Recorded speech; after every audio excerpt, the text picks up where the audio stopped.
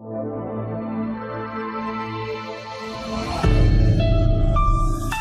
मेरे shining stars, कक्षा 2 की हिंदी की कक्षा में आपका बहुत बहुत स्वागत है। तो आज हम कराएंगे वाणी श्रृंखला द्वारा प्रस्तुत हिंदी की भूमिका में कौन सा पाठ।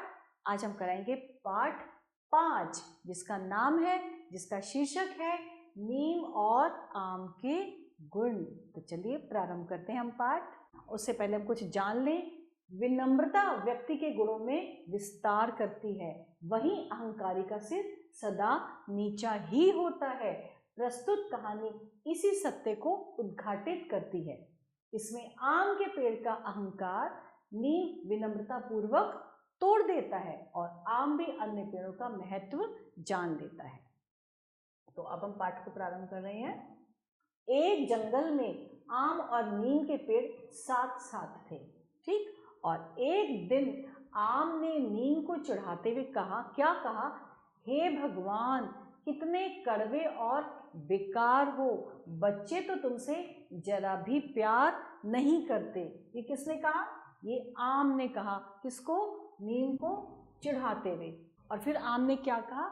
लेकिन मुझ पर तो क्या बच्चे, क्या बूढ़े, क्या जवान, सभी न्योछावर होते हैं। मेरी सुगंध से आकर्षित होकर कोयल भी मुझ पर बैठकर ही कूकती है।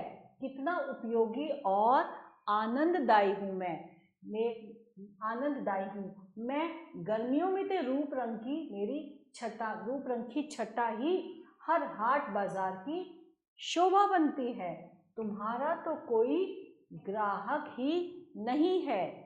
तो फिर नीम ने मौन तोड़ा, मतलब नीम चुप थी तो फिर वो नीम भी बोली। नीम ने मौन तोड़ा और बोला, निसंदेह तुम्हारे रूप रंग और खुशबू का मैं मुकाबला नहीं कर सकता, पर तुम भी मेरे गुणों की समता नहीं कर सकते। कैसे गुण?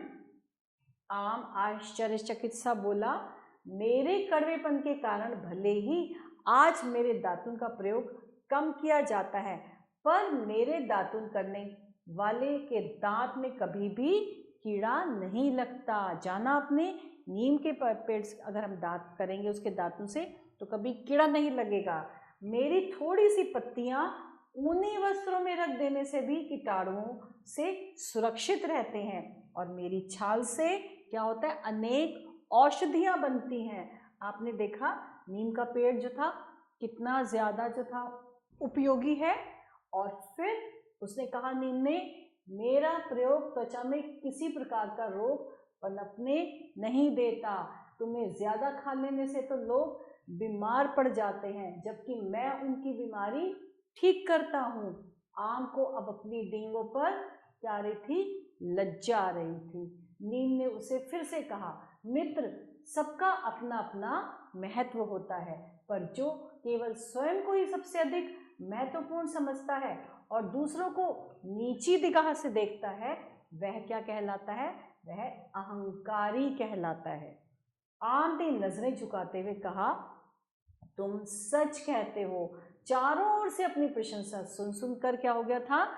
मैं फूलकर कुप्पा हो गया था, पर अब मुझे सच्चाई का अनुभव हो गया है कि प्रत्येक में कोई ना कोई गुण अवश्य होता है।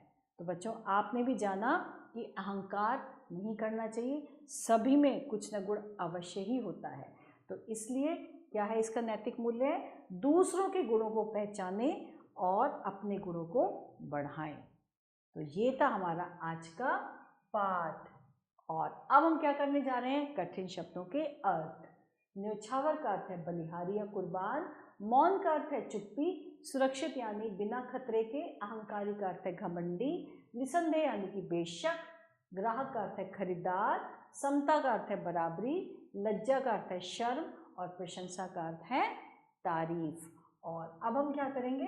अब हम करेंगे रिक्त स्थानों की पूर्ति और सही विकल्प पर उससे पहले क्या करेंगे? उससे पहले करेंगे सही विकल्प पर हमें सही का निशान लगाएंगे। तो चलिए, सबसे पहले हमसे पूछा गया है, प्रस्तुत कहानी में किन पेड़ों की बात कही है? केला और संतरा, नीम और आम, सेब और इमली में से कोई नहीं। कही है नीम और आम। हमें किस पेड़ की दातुन करनी चाहिए? नीम की, आम की, केला की या संतरा की? हमें करनी चाहिए नीम के पेड़ की। आम का पेड़ किस पक्षी के कूकने की बात कहता है? तोता, कोयल, कबूतर या इसमें से कोई नहीं? कोयल, कोयल कूकती है ना आम पर, तो कोयल के आगे सही का निशान। किसने अपना मौन तोड़ा? केले ने, शहतूत ने, नीम ने या इसमें से कोई नहीं? मौन तोड़ा था नीम ने, तो नीम के आगे मैंने सही का निशान लगा दिया। और अब चल रहे हैं हम निम्नलिखित के लिए सत्य और असत्य भरना है हमें। आम के पेड़ पर कोयल कूकती है, बिल्कुल सत्य है, आम के पेड़ पर कोयल कूकती है। नीम से बड़ी सुगंध आती है, जी नहीं, नीम से सुगंध नहीं आती, तो ये असत्य है, तो हमने असत्य कर दिया। आम कड़वा होता है, बिल्कुल असत्य है, आम तो बहुत मीठा होता है। नीम से दातुन बनाए जाते हैं, सत्य है, नीम से दातुन बनाए जाते हैं। आम अहंकारी था, जी हाँ बिल्कुल सही है, आम अहंकारी था, तो हमने इसके आगे लिख दिया सत्य। सभी में कोई ना कोई गुण होता है, जी हाँ सभी में कोई ना कोई गुण छुपा होता है, तो ये भी सत्य है। और अब है रिक्त स्थान भरिए। एक जंगल में डैश और डैश का पेड़ था, किस किस का पेड़ था? एक जंगल में आम और नीम का पेड़ था। कितना उपयोगी और क्या हूं, किसे बोला था? आम ने। कितना उपयोगी और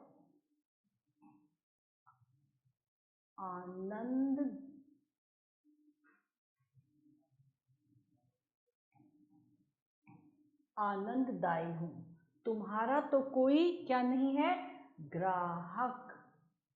तुम्हारा तो कोई ग्राहक ही नहीं है। अब मुझे किसका अनुभव हो गया? अब मुझे सच्चाई का अनुभव हो गया।